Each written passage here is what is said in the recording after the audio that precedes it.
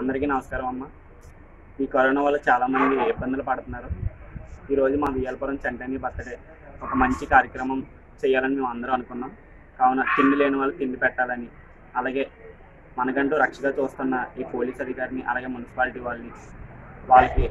వాళ్ళకంటూ భోజనాన్ని మరియు జ్యూస్ని పంపిణీ చేసాం. ఇలాంటి మా అన్ని బర్త్డే సెలబ్రేషన్స్ ఎన్నెన్నో జరుపుకోవాలని కోరుకుంటున్నాం.